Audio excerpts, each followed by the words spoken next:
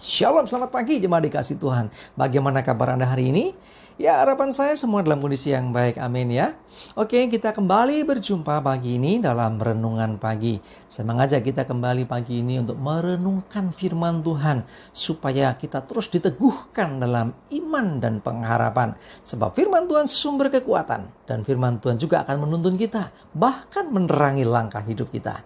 Mari sebelum merenungkan firman-Nya, saya mengajak kita semua untuk berdoa terlebih dahulu. Bapa di surga, kembali pagi ini Tuhan kami datang ke hadirat-Mu. Kami menaikkan segala puji syukur. Oleh karena begitu besar rahmat, anugerah, berkat, perlindungan, penyertaan dan pertolongan-Mu ya Tuhan atas hidup kami. Terima kasih. Dan pagi ini ya Tuhan, kami juga butuh tuntunan firman-Mu.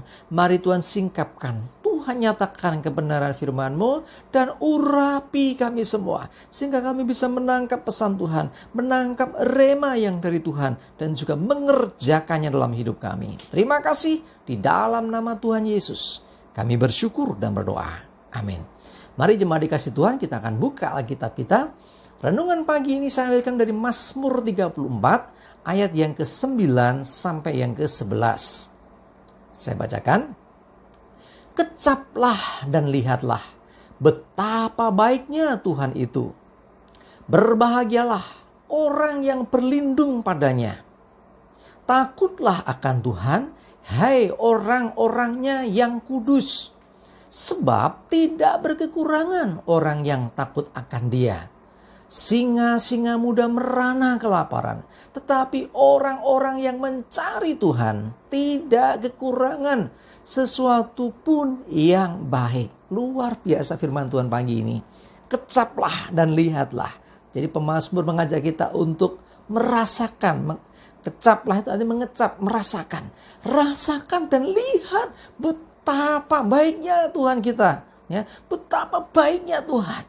Ya, jadi artinya apa? Pemazmur menyadari bahwa Tuhan itu sungguh-sungguh luar biasa. Baik sekali. Baik apa yang Dia rancangkan. Baik juga apa yang Dia kerjakan. Baik apa yang Dia berikan bagi hidup kita orang-orang percaya. Luar biasa. Ya, kecaplah dan lihatlah betapa baiknya Tuhan.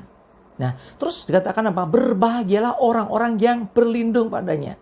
Sering saya sampaikan, orang-orang yang berlindung kepada Tuhan, hidupnya pasti terlindungi. Jadi aman. Ya. Jadi orang kenapa mau berlindung kepada Tuhan, berarti orang itu percaya bahwa Tuhan ini adalah sesungguhnya tempat perlindungan paling aman. Dan tidak ada yang lebih baik lagi daripada berlindung kepada Tuhan. Tidak ada yang lebih baik di tempat yang lain. Karena itu berbahagialah orang-orang yang berlindung padanya. Terus dikatakan takutlah akan Tuhan. Hei orang-orangnya yang kudus. Dikatakan takutlah akan Tuhan. Nah, kita juga sering bahas ini ya, tentang takut akan Tuhan. Artinya orang itu hormat kepada Tuhan. Orang yang hormat kepada Tuhan itu lebih lagi adalah orang yang mentaati apa yang diperintahkan. Dan juga menjauhi dan tidak melakukan apa yang dilarang Tuhan. Ya, jadi orang yang takut akan Tuhan akan melakukan perintah Tuhan. Ya, dengan kita takut akan Tuhan, maka sesungguhnya kita ini orang-orang yang ada dalam perlindungannya. Ya, takut akan Tuhan berarti orang ini ada sesungguhnya boleh dikatakan orang-orang yang mengandalkan Tuhan. Ya. Dikatakan apa? Hei orang-orangnya yang kudus. Siapa orang kudus? Gak ada orang kudus, semua orang berdosa. Nah, yang dimaksud orang kudus adalah orang yang dikuduskan Tuhan. Orang yang ditebus Tuhan. Lebih daripada itu, orang-orangnya yang kudus bisa diartikan juga sebagai orang-orang yang hidup dalam kekudusan. Orang-orang yang hidup melakukan firman-Nya. Maka dikatakan takutlah akan Tuhan. Nah, orang yang takut akan Tuhan itu berarti mentaati apa yang diperintahkan Tuhan dan hidup menghormati Tuhan. Ya, bukan ketakutan ya akan Tuhan, tapi takut akan Tuhan.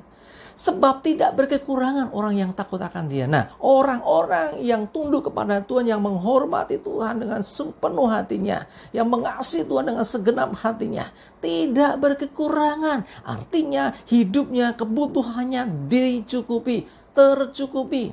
Dan saya mau katakan, bahkan seringkali bukannya dikasih pas-pasan. Sering Tuhan kasih lebih. Kenapa lebih? Supaya saudara dan saya bisa jadi berkat bagi orang lain. Ya, jadi fokusnya bukan di diri kita sendiri saja, tapi bisa memberkati orang lain. Terus selanjutnya, ayat 11 dikatakan, singa-singa muda merana kelaparan. Singa-singa muda. Jadi, singa ini raja, ya, raja rimba. Ya, singa muda berarti wah, dia punya kekuatan yang luar biasa. Ya, singa-singa muda, raja rimba yang sekuat itu saja, ya, kalau di rantai itu ya kayak piramida itu ya, rantai makanan itu singa termasuk yang di atas. Artinya dia termasuk yang kuat, ya, di antara binatang yang lain. Itu saja bisa sampai merana kelaparan. Tapi diperbandingkan dengan orang-orang yang mencari Tuhan. Orang yang mencari Tuhan tidak kekurangan sesuatu pun yang baik.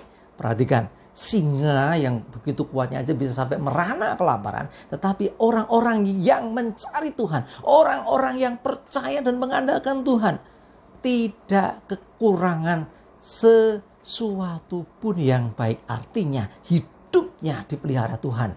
Hidupnya tidak kekurangan. Apa yang dibutuhkannya, apa yang diperlukannya dicukupi. Nah, jemaat dikasih Tuhan, kita belajar hari ini. Mari sadari, ya, rasakan dan lihat kebaikan Tuhan atas hidupmu. Ya, tak terhitung banyaknya. Ya, sungguh luar biasa. Dan selalulah berlindung kepada Tuhan. Menghadapi hal yang menakutkan. Oh, datanglah kepada Tuhan. Oh, engkau mungkin menghadapi situasi dunia yang tidak menentu. Mendekat dan berlindunglah kepada Tuhan, sebab Dia tempat perlindungan yang terbaik dan tidak ada yang lebih baik lagi daripada Dia. Dan hiduplah takut akan Tuhan, dan jangan lupa untuk senantiasa mencari Tuhan, senantiasa mengandalkan Tuhan. Dengan demikian maka Tuhan pelihara hidup kita.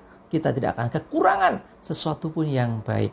Kita aman dalam lindungan Tuhan, dan lebih daripada itu kita tidak berkekurangan dalam Tuhan. Kalau engkau bergumul hari dengan masalahmu, kalau ada di antara Bapak Ibu Saudara merasa bahwa bebanku terlalu berat, masalahku terlalu besar, dan aku gak tahu lagi mesti bagaimana, ingatlah ada Tuhan tempat perlindungan kita.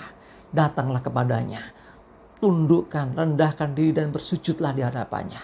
Bila perlu menangislah di hadapan Tuhan, sebab Dia peduli akan hidupmu. Dia akan memelihara engkau, Dia akan mencukupkan. Kadang kita berpikir, apa yang kumakan esok? Bagaimana dengan hari depanku? Percayalah, Dia pegang hari esok. Dia pegang kehidupan kita. Kalau kita mau mengandalkan Dia, maka sesungguhnya Tuhan akan berperkara secara ajaib atas hidup kita. Amin. Kita berdoa. Terima kasih Tuhan, kami bersyukur untuk firman-Mu pagi ini. Kami mau sungguh menyadari Tuhan, betapa baiknya Engkau.